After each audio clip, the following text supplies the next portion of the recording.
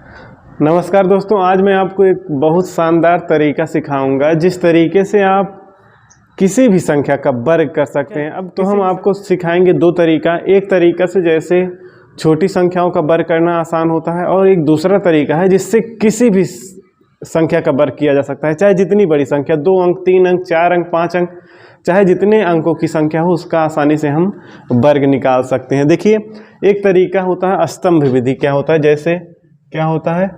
स्तंभ विधि। स्तंभ विधि है।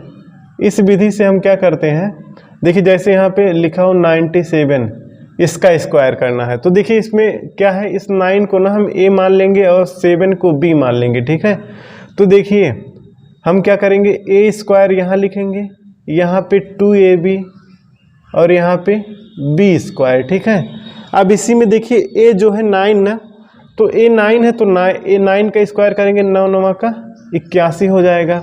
और यहाँ देखिए 2ab मतलब 2 गुणे a का वैल्यू क्या है, 9 है और b का 7 है, ऐसे करेंगे। और b का स्क्वायर मतलब 7 का स्क्वायर, 7 7 क्या हो जाएगा, 49 हो जाएगा। यहाँ से देखिए 81 तो रहेगा, यहाँ जब गुणा कराएंगे 2 9 18 और 18 को 7 से गुणा कराएंगे तो क्या 18 7 126 हो जाएगा। ठीक है, 18 7 126 और यहाँ पे 49। ठीक है, तो 49 हो गया यहाँ पे। अब देखिए, अब यहाँ से जो 49 है ना, कैसे जोड़ेंगे, देखिए 49 की क्या करेंगे, 9 हासिल गया 4, अब ये 4 इसमें जुड़ जाएगा। 126 में जब 4 जोड़ेंगे 130 हो जाएगा।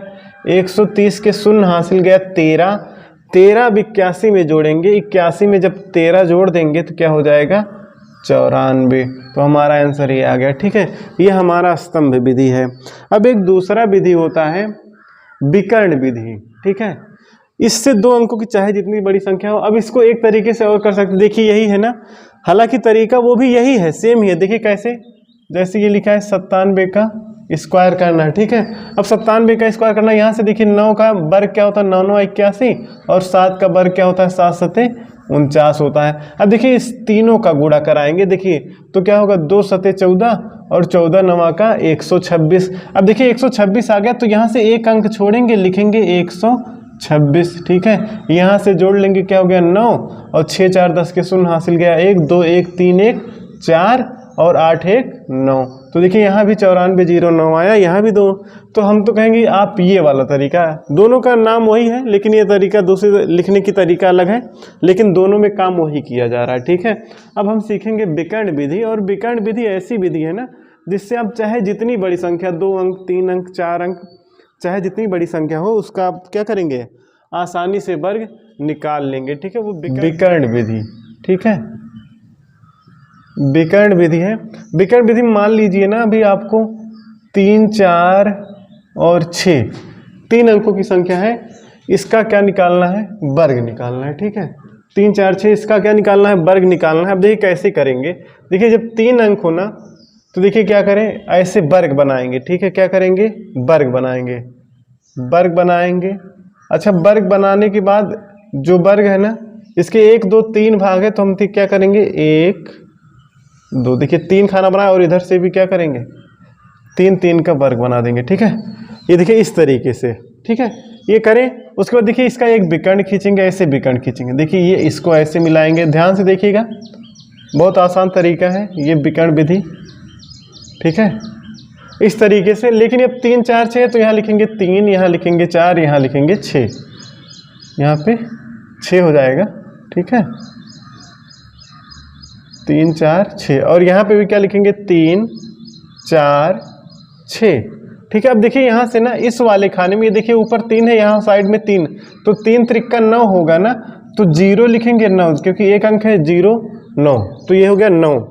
ठीक है, 3 त्रिक 9, यहाँ पे इकाई का अंक, ये दहाई का अंक, दहाई का अंक कुछ नहीं है तो 0।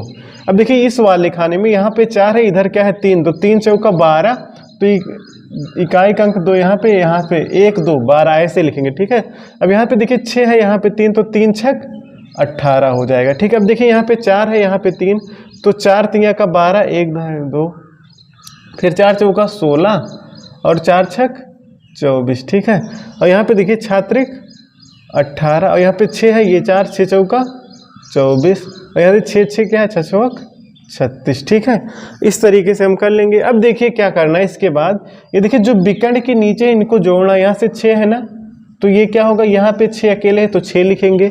अब देखिए इसके ऊपर जो है इसको जोड़ लेंगे, तो 4 4 8, 8 3 क्या हो जाएगा 11 के 1, हासिल गया 1 ना, तो जो हासिल 1 आया तो इस वाले विकर्ण ऊपर वाले में जोड़ लेंगे। ठीक है, ये 1 जोड़ लेंगे इसमें।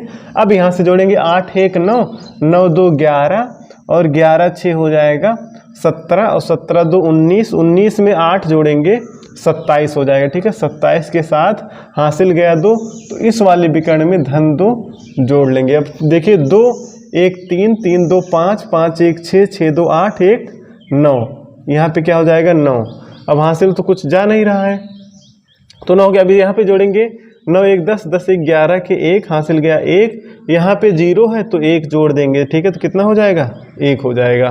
तो हमारा क्या हो जाएगा 1 1 9 7 1 6, तो क्या हो जाएगा इतना हमारा इसका वर्ग हो जाएगा, किसका 3 4 6 का वर्ग क्या हो जाएगा ये। ठीक है, ये हमारा विकर्ण विधि, इस तरीके से हम आसानी से लगा सकते हैं। अब देखिए ये 3 अंक, ये जब 4 अंक का होगा तो भी इसी तरीके से हम लगाएंगे। ठीक है।